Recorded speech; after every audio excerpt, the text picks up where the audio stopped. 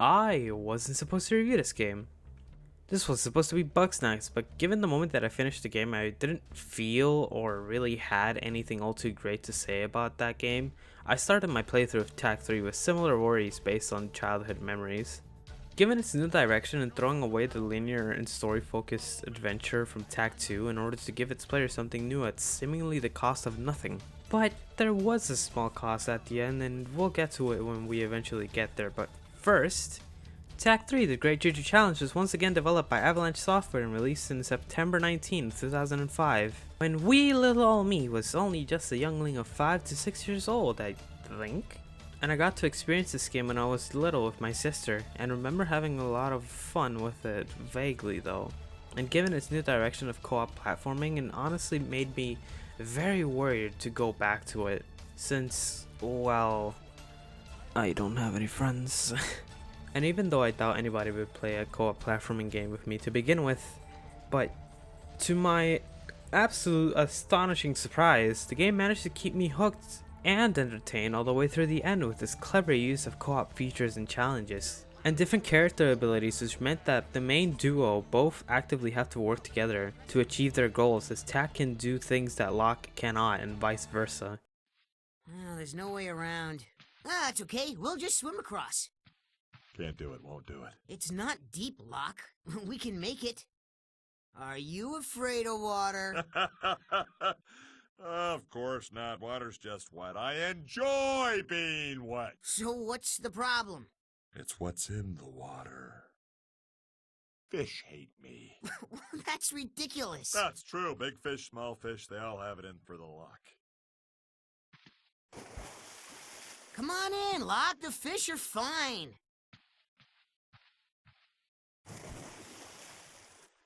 You're right. Feels great.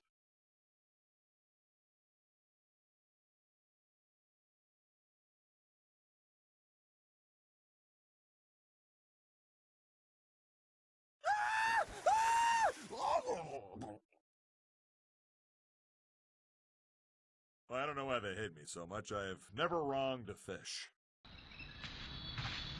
You'll have to climb those vines. I'll cover you. Why is the Locke always the one ducking cannonballs? You can maneuver a heavy cannon, but you're too weak to climb up a cliff. You're faking it! Locke, I'll just fall off and waste too much time. I'm waiting. Waiting for what? I'm waiting. Go on. Oh, mighty Locke.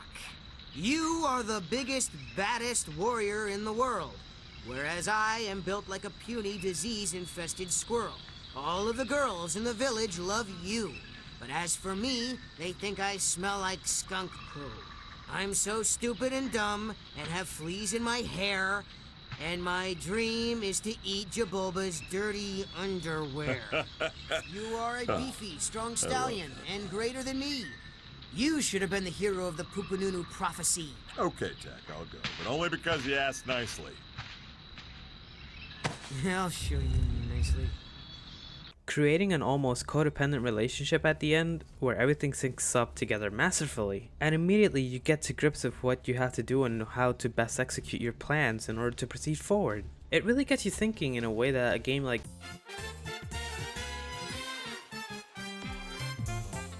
Super Mario 3D World, released in 2013, just doesn't with its co-op feature, since it's really just a non-factor unlike in Tak 3. Wherein if you didn't have Locke throughout your journey, you wouldn't be able to do basically anything, as he is truly needed throughout the entire game. While in 3D World, the co-op is just there for fun most of the time, and certain characters are only needed in order to get some stamps and really nothing more than that. Which is a little sad that it doesn't really go far beyond that. And yet somehow I always find myself wishing I could play that game. But the same goes for this one. But it doesn't mean it's perfect. There are slight issues in the transition from Tak 2 to Tak 3, mainly in its combat, cause while in Tak 2 the combat was perfect and snappy given its combos were way easier to pull off, in Tak 3 it seems slightly tweaked to where you can't spam your finishers as much as you could in Tak 2, and while the amount of precision needed this time in order to execute those finishers isn't really a problem, an old friend from Tak 1 reveals his ugly head once more to say hi one last time. Inconsistency, because of course it is! Where at times trying to input finishers just doesn't work half of the time, it just leaves Tack and Locke just standing there confused. And given the fact that a lot of challenges revolve around combat, it really sucks when your inputs aren't registered.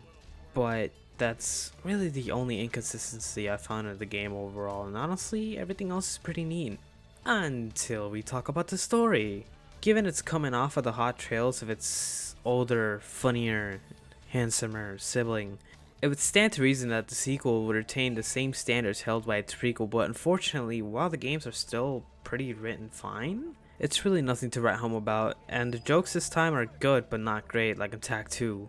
Oh, baby. What? Oh, don't tell me you've never ridden a mammoth, little buddy. It's like riding on a cushion of air. Total luxury. Oh, you do have to feed him every couple of miles. Oh, but the leg room. Oh, it's to die for. Come on. I don't know, Locke. You haven't been having much luck with animals lately. What are you talking about? I got mammal magnetism.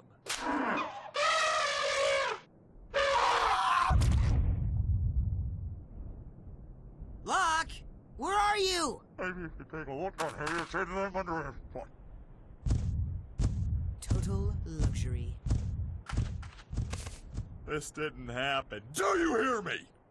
The main villain and boss, well, boss fight, quotes unquote, reveals himself in the final section of the game, and once you beat him, you get no conclusion or anything for his antics whatsoever. And it just ends with a high five from Tack and Locke, which is pretty sweet given all they've been through throughout the course of the game.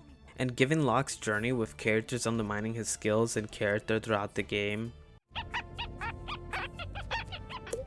Locke? Tack? You brought him? Well, yeah, he was available. Not to worry, Moon Juju. We've got this competition in the bag. And I'm gonna get in the bag with it. And only one of us is gonna debag alive. That's a confidence booster. Only to see him proceed and be a hero alongside Tack and get no closure to anything? Not even the main villain, which just felt rather odd and anticlimactic. Still pretty funny scene though overall. Jabulba, you're supposed to wait for everybody else to jump out and yell I surprise. think the surprise is that there is no party. No, there's not going to be any party. The Jujus are all gone. Said they wanted to avoid the traffic going back to the Juju realm. Well, what about a big celebration, a song, or a dance? Yeah. It's not the Poopanunu way, Tack. At least not now that we've gone over budget. But if you really want a party, there's your party. But yeah, after all my worries and concerns, I was pleasantly surprised as to how solid this co-op game was playing it solo.